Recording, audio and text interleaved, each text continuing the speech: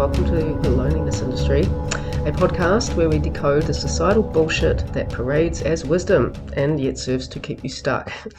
I'm Jordan, a philosophy graduate with a severe allergy to self-help gurus, and my own way out of debilitating loneliness began when I realised that the very discourses claiming to solve our problems really just cleverly perpetuate them.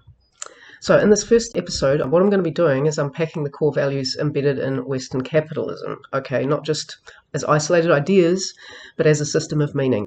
These values don't stand alone. They reinforce and shape each other, coalescing into what we recognise as good or beneficial or healthy. And by extension, they also define what is bad, harmful, and undesirable. Now, why do I want to analyse these values?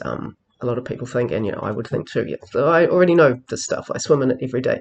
But understanding this framework is actually crucial, not just for critiquing things like economic and political systems, but for recognising how deeply these values structure the way we think about things like success and well-being and personal relationships.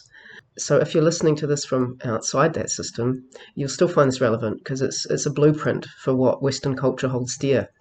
And whether you are within or outside of the system, you may notice something interesting. These values have very little to do with solving loneliness or with fostering real connection. Spoiler alert. That's exactly what this podcast is here to expose. And it's very important to know about these values as sort of a yardstick to when I start talking about the self-help discourse, the Western spiritualism discourse, to be able to recognise that the very same values are embedded within them, the very same values that seek to atomise us. So this is laying groundwork, essentially, and later on in the podcast we're going to be able to see whether the so-called alternative discourses, like self-help stuff and Western spiritualism, actually are that alternative, or do they just contain the same core values in a hidden sort of a way? So the list of values I'm going to discuss is not exhaustive, okay? Exhausting perhaps, but not exhaustive, and it will introduce you to some really central values. So the ones I want to cover at a minimum today is going to be about individualism and the hero narrative that supports it. Then we're going to move into control as both an aspiration and an obligation. We're going to move into cognitive primacy. Now, in case you're not familiar with that, I wasn't either. I'm also studying psychology. So cognitive primacy is the idea that thoughts come before emotions, as opposed to that the feeling comes first, right? So things like CBT, cognitive behavioural therapy, are based on the idea that our thoughts come first and shape our emotions afterwards. So we're going to have a look at that because it just so happens it's been disproven. We'll get into that later when the time comes. For each of these values, what I'm going to look at is what it is, and of course the appeal it has, the work it does. There's some kind of payoff here, and always some sort of benefit to it, or we wouldn't allow ourselves to be that screwed over, would we? So we'll look at the benefits of it, what the appeal is, and lastly, of course, the shadow side of those values, particularly in relation to loneliness and connection. So core value number 1 is individualism. Now, individualism really is one of the cornerstones of Western capitalist culture. At its core, the individual, so me, I, myself, is the most important unit. We don't call things iPhone, iPad, me time for nothing, right? Those phrases reflect what we hold dear. And inherent in the cult of the individual is the belief that success, happiness, and even responsibility is all about what I do. Not about people around me or the society that I live in or, all of the infrastructures. It's all about me. It's all about me. So ideally, I am in charge of my world, or at least ideally I feel like I'm in charge of my world, right? That I feel self-sufficient and that I'm responsible for my own choices and my own life. Not necessarily a bad thing, but that there'll be knock-on effects for that. And of course, if I have kids or a dog or a houseplant, tiny burdens that somehow still fall under my secret independence, there's another thing which we'll deal with later. Now, I want you to take a look at any popular blockbuster with the usual, has been done a million times but still sells, hero narrative. It's never a surprise anymore when the hero, does what they do. Right? We love it when this lone individual takes down a villain, saves the day, gets to have sex with something, and ultimately conquers all. Now, the fact that the others in such films are there to facilitate the hero makes them kind of like, they're sort of hero accessories, right? whose sad, pointless lives can sometimes become important for just a minute when they get to assist this usually pretty much soloist in their hour of need. Hold the door. That's what you're for. And then you die. And what an honour to have a sort of mini purpose and have been able to die for, the other person's big meaningful goal and big meaningful life. So superhero movies, adventure stories, and even classic westerns, the focus is always on the individual, on their power, their struggle, their growth. Big changes are done by heroes, right? That means the individual is the unit of change. The hero is the unit of change. In the real world, this value is transformed into everyday life by consumerism. So marketing, for example, encourages us all to stand out, be unique, and to always be striving for our own personal success. It creates these sort of, in adverts, they have these sort of mini heroic journeys, right, that we can apply to ourselves. And we're supposed to, like, where adverts, they have some main central character doing something, wearing something, eating something. Well, they've sprayed themselves with God knows what. And to the envy of all these other non-important characters, the supporting cast, as it were, the hero accessories, the human wallpaper, if you will, they're basically just there to admire and envy this, central character who we're supposed to identify with. So we as viewers, we immediately are supposed to, it doesn't work if we don't do this, right? We're supposed to see ourselves as the one who is being envied and admired. If we spray ourselves with the same thing or eat the same thing or do whatever it is they're advertising. And although the human wallpaper is doing all that admiring or envying or whatever, they're kind of unimportant. The important thing is that, so let's say I'm identifying with this, so that I am being admired, I am being envied. Great that we want to evoke those things in other people, right? But this is what it's about. And the way that these sort of hero accessories, wallpaper people are wallpapered or instrumentalized, that's going to be a big theme that we're coming back to, actually. So I don't want to get ahead of myself here. I want to move on to what is the appeal of the individual and the idea that, I'm the hero of my own story. So, returning to the idea of me as the hero in my own life, it really does have an appeal, because who wants to feel like their existence is a pointless, unseen addition to a faceless and indifferent system? Hands up if you want to feel like that's the case. No one does. It's depressing, and true as it may actually be, it's not good for our survival. It's reassuring to believe that my life might be for something, and that I might have been put on this earth to fulfill some purpose, that I have some purpose I have to discover, and that I matter, and that my actions, which I can choose, by the way, from endless possibilities, this is part of it too, will cause things to change in a way that will benefit me. So, if no one else is showing much support for my way of doing things, thinking I can make it work by myself is also quite comforting. Not letting others stand in the way or distract me with their needs or their own little missions. And maybe it's good like that. If no one wanted to support the idea, my podcast, it's nice to think, well, it's okay. I know how to do social media and internet development. I don't need other people. I can do it anyway. It's certainly a comfort, right? So, like I said, these things they don't become values because they're totally stupid. Okay, they can be totally stupid, but they don't become values because they're totally without utility. And there's another thing I wanted to bring up too. How many of you guys, write it in the comments, how often have you heard the phrase from someone, I am like a lone wolf? I've heard this so many times in online dating. It's I just don't go on another date if someone says, I am like a lone wolf. Because it's a dead giveaway, right? That they've internalized the lone hero ideal. So, if you have a date with someone that says that, just run. Such people, they really are convinced they can get by without the help of others. They don't believe that they would need a genuine connection with somebody. So, why are they on online dating? So if you're dating a lone wolf, you'll likely become one of those wallpaper characters that this hero does not really need to acknowledge. So beware. I'm going to sprinkle this sometimes with embittered dating stories.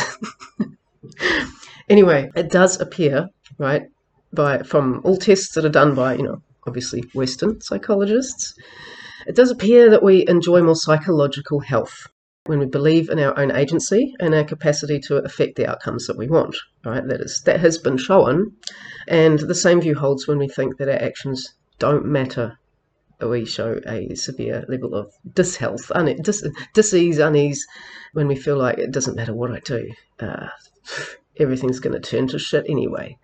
And, you can forgive people, certainly, for thinking that.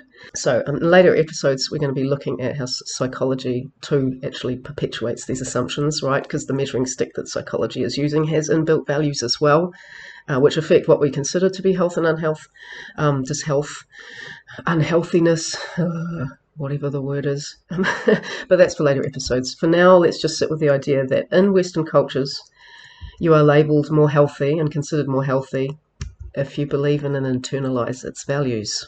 Interesting, right? Here are the issues. Here are the issues with individualism and the supporting hero narrative. So far, individualism as a value seems to have appeal and utility, right? The idea that our success is solely in our hands does have issues. It ignores the fact that the systems around us, like family, community, the economy, they play a significant role in shaping who we are and the options that we have, along with how and if we can thrive. Any hero was born, as I mentioned in the intro. They would have died had they not had a motherer, regardless of their gender, and all the people that support that motherer, making us inherently social creatures. As an adult, though, when I constantly push for individual success, I forget about the collective and the people that raised me, my responsibility to others. I forget the social bonds that I must have had to get to where I am today without dying, right? And this amnesia serves a purpose. It divulges me of any obligation to those others. I can just get on with whatever I'm doing.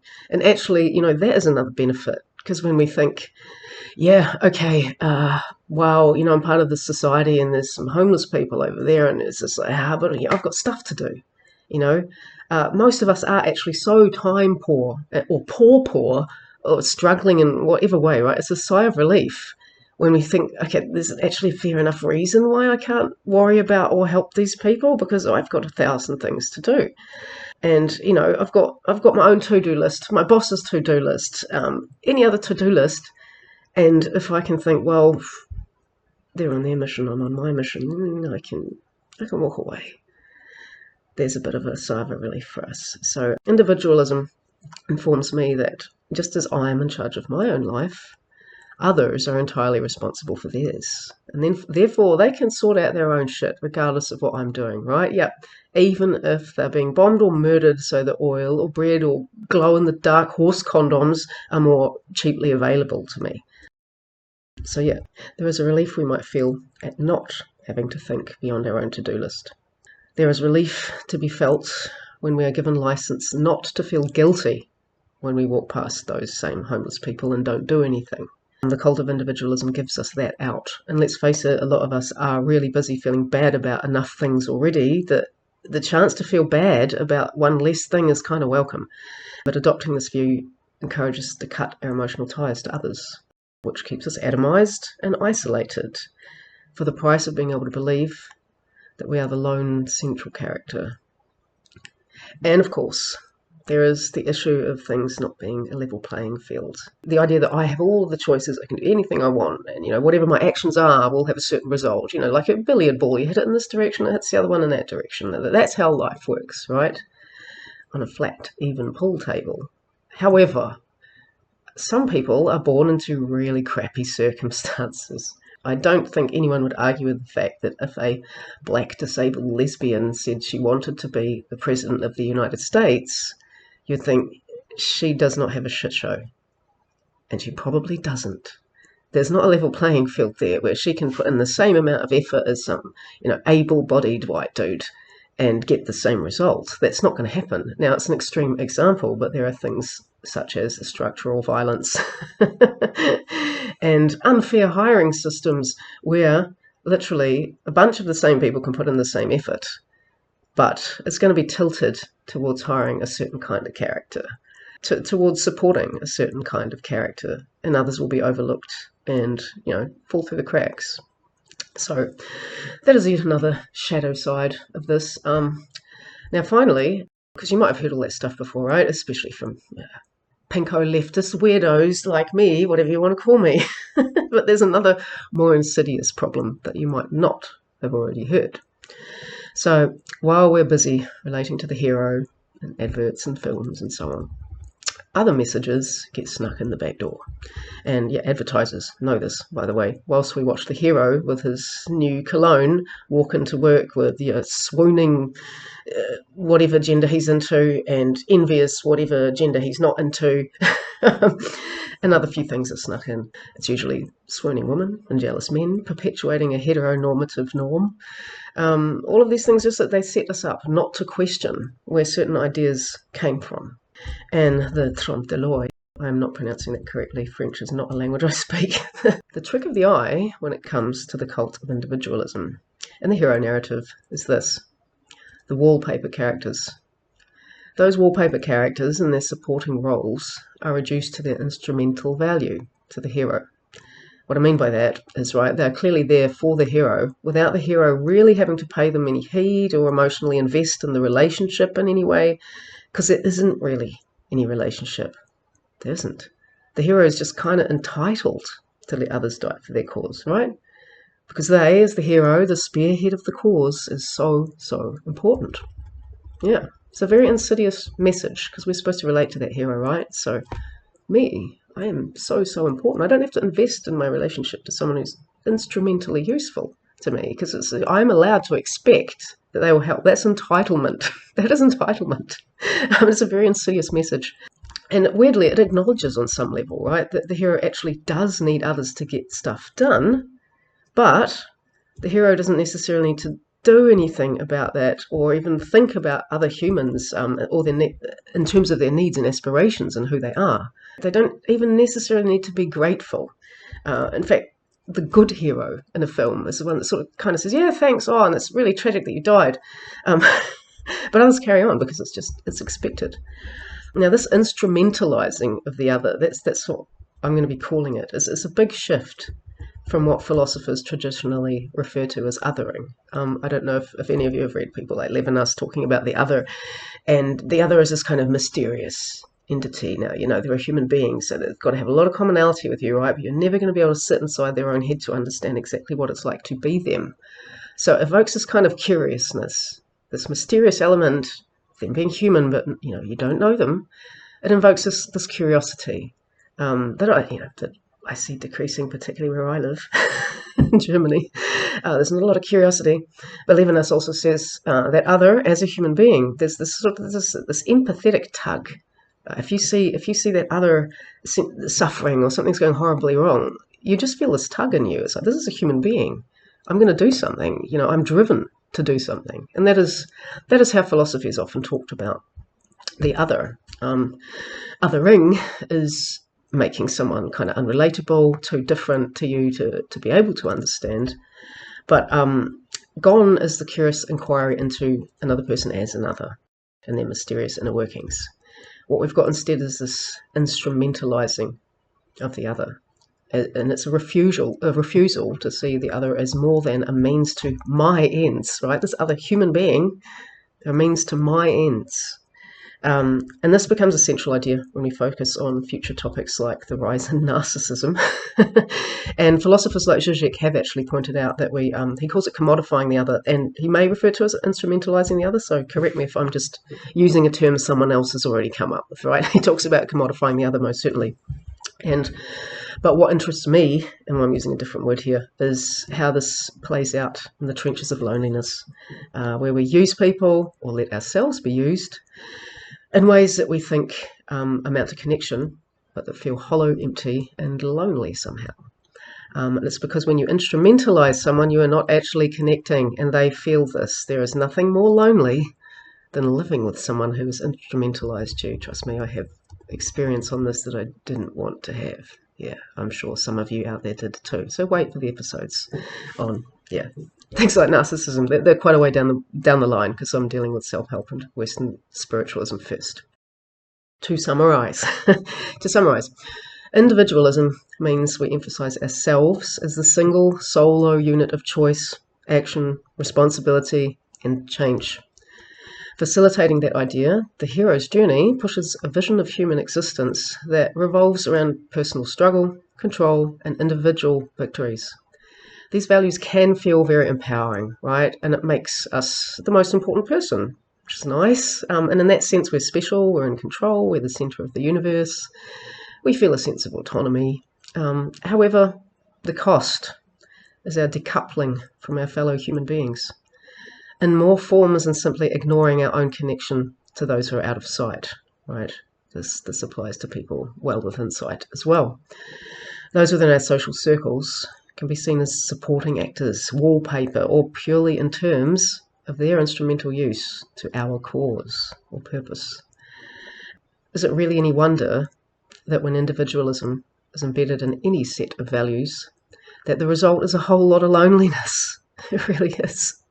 And that's what we'll be keeping in mind when we finally get to decoding the discourses around self-help, Western spiritualism, and so on, in order to see if their antidotes to loneliness don't contain the very poison that started it. So that's it for this week. Do subscribe on YouTube, Instagram, Facebook. I'm not doing TikTok yet. I just hate being on camera, let's face it. I have this terrible menopause here, and I'm not in control of my menopause here, so I hate being on camera. That's it for this week. So next week we'll be delving further into the core values of Western capitalism. So I was going to have a sign off, some sort of cool phrase, but I haven't thought of one yet. So feel free to post ideas below. If I choose it, I will credit you.